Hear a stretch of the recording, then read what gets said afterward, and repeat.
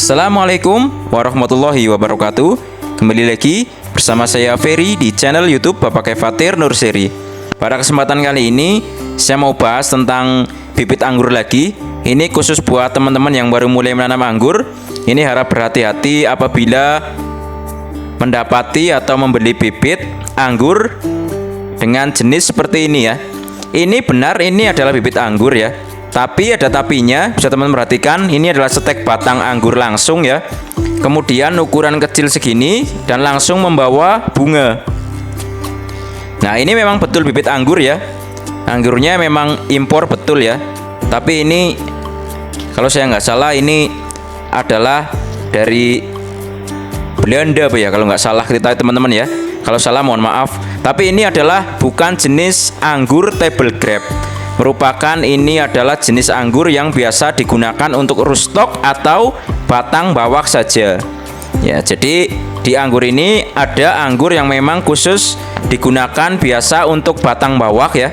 Kenapa? Karena mencari perakarannya saja. Jadi perakarannya bagus sehingga pada saat disambung dengan jenis anggur table grape atau jenis anggur yang manis, ini nanti bisa pertumbuhannya jauh lebih bagus. Ya, jadi teman-teman harus lebih selektif lagi dalam melakukan pembelian bibit anggur, terutama bibit-bibit anggur seperti ini ya. Ini contoh adalah jenis anggur Red Master. Jadi ini bukanlah termasuk golongan bibit anggur jenis table grape atau jenis anggur yang buahnya manis. Karena kalaupun kecil berbunga seperti ini kalau berbuah, buahnya sangat kecil-kecil sekali ya. Untuk jenis Red Master ini daunnya seperti ini ya. Nah, jadi bukan berarti kalau bibit stek batang seperti ini bukan tidak bagus ya. Kalau jenisnya table grape tetap bagus. Karena banyak juga teman-teman saya yang nanam anggur dari stek batang ya. Ini bahkan ada yang skala kebun, ada contoh ada Jupiter ya, ada Ninel, ada Tran Everest ya. Itu sering sekali saya menjumpai ini pembuahannya melalui stek batang perbanyakannya maksudnya ya. Ini tetap bisa berbuah dengan bagus ya. Nah, ini jadi harus lebih selektif dalam melakukan pembelian bibit, terutama bibit-bibit yang stek batang seperti ini jenisnya bukan jenis table grape. Jadi harap berhati-hati. Nah, satunya biasanya yang ini. Ini adalah jenis Isabella. Ini jenis wine grape ya. Tapi ini bagus kalau buat rootstock ya. Karena perakarannya juga tipenya bagus ya. Jadi kalau digunakan untuk rootstock atau batang bawah ini bagus. Ini contohnya seperti ini. Bawahnya ada bulu-bulunya halus ya, bulu halus yang sangat tebal.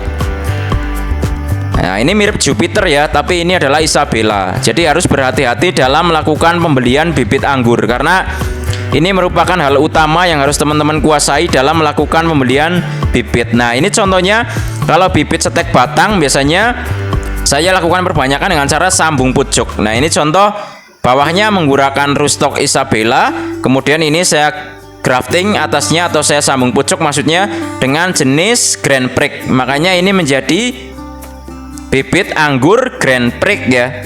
Ya, jadi seperti ini. Makanya teman-teman harus hati-hati dan harus lebih selektif dalam melakukan pembelian bibit anggur ya. Terutama teman-teman harus tahu dulu jenis yang mau ditanam jenisnya apa. Jadi nanti pas berbuah ini jenisnya akan sesuai dengan yang diharapkan. Nah, kalau saya biasanya dengan bibit seperti ini yang telah disetek batang ya. Ini contoh dari Red Master. Ini biasanya saya sambung menggunakan entres jenis table grape atasnya. Mungkin teman-teman yang sudah terlanjur beli bibit anggur seperti ini jenis Red Master nggak masalah, tetap bisa digunakan. Kita gunakan menjadi batang bawah atau sebagai rootstock. Jadi bisa ditanam dulu, setelah tumbuh panjang baru disambung. Nah, nyambungnya pas lagi masih batang hijau ini akan sangat lebih mudah sekali jadinya. Nah, ini contohnya saya sisakan 3 daun ya. Jadi kenapa disisakan 3 daun? Agar nanti keberhasilannya jauh lebih tinggi karena jadi tidak terlalu lembab banget nanti hasil sambungannya ya. Nah, kemudian ini contoh kalau perbanyakan seperti ini bisa kita gunakan entres ya yang masih hijau, muda juga tapi jangan terlalu muda. Jadi kecil ketemu kecil ya, atau ya kalau besar kecilnya nggak terlalu dominan nggak masalah ya. Nah, ini contoh saya mau sambung dengan jenis Malika. Jadi teman-teman kalau sambung pucuk, kalau baru mulai, saya harap jangan motongnya jangan terlalu pendek ya, rootstocknya. Jadi nanti kalau gagal bisa disambung di bawahnya lagi. Nah ini seperti ini contohnya. Ini adalah entres yang masih ada tunas air kecilnya. Nah ini kita bisa mendapatkan 2 kesempatan untuk mendapatkan bibit anggur. Jadi kenapa? Karena kalau tunas airnya kita biarkan, ini nggak masalah. Jadi pas kita balut menggunakan parafilm, ini untuk tunas airnya yang kecil itu kita biarkan terbuka ya. Jadi tetap nempel di situ, tidak kita buang. Walaupun dibuang juga nggak apa-apa. Nanti akan butnya pecah dan akan menjadi tetap bibit anggur yang kita inginkan. Tapi kalau kita biarkan tunas air yang kecilnya, kita ada 2 kesempatan. Yang satu, kalau jadi tunas airnya juga bisa tumbuh ya. Nah kalaupun nanti tunas airnya yang kecil itu, yang masih ada daun kecilnya itu gagal, nanti butnya tetap bisa pecah. Nah jadi sebenarnya syarat utamanya yang penting sayatannya rata, kemudian nanti jadi pas disatukan antara rootstock dan entresnya ini bisa menempel dengan bagus kambiumnya ya, atau getahnya. Karena tujuan daripada sambung adalah menyatukan antara kambium yang ada di batang bawah dengan kambium yang ada di entresnya. Nah seperti ini contoh saya sisakan 3 daun ya, jenis Red Master. Nanti akan saya kasih contoh bagaimana cara menyambungnya dengan varian anggur table grape. Ini contohnya jenis Malika. Ya baik, ini saya pindahkan ke sini agar jauh lebih terang ya kameranya. Nah ini contoh ya, seperti ini. Kemudian kita belah tengah ya. Untuk kedalamannya bebas silahkan. Jadi gunakan alat yang tajam seperti cutter ya, silet, atau ini kalau saya menggunakan pisau grafting. Nah ini entres yang tadi dibalut ya, tinggal disayat aja membentuk huruf V ya, jadi kanan dan kiri. Nah untuk penyayatannya berapa kali aja boleh, jadi nggak ada aturannya, yang penting hasil sayatannya rata. Jadi kanan kiri rata, kemudian bawahnya juga rata, jadi nanti hasilnya akan presisi. Nah nanti untuk teman-teman juga yang baru mulai belajar nyambung anggur, saya rasa sambung pucuk adalah proses perbanyakan bibit anggur yang tergolong keberhasilannya tinggi. Kenapa? Karena kita sudah menumbuhkan akarnya dulu di bawah ya, tidak seperti grafting. Kalau grafting masih 50-50 karena akarnya tumbuh berbarengan dengan tunas atas yang tumbuh. Kalau ini karena akarnya sudah banyak, maka fokusnya hanya untuk menumbuhkan entres yang disambungkan ke atas. Nah seperti ini. Setelah masuk presisi, langsung kita balut lagi menggunakan parafilm. Kalau sambung pucuk seperti ini memang lebih mudah menggunakan parafilm ya.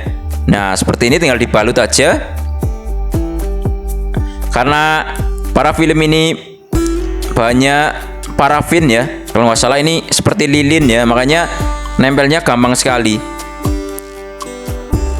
Ini sangat mudah sekali ya untuk proses perbanyakan sambung pucuk anggur.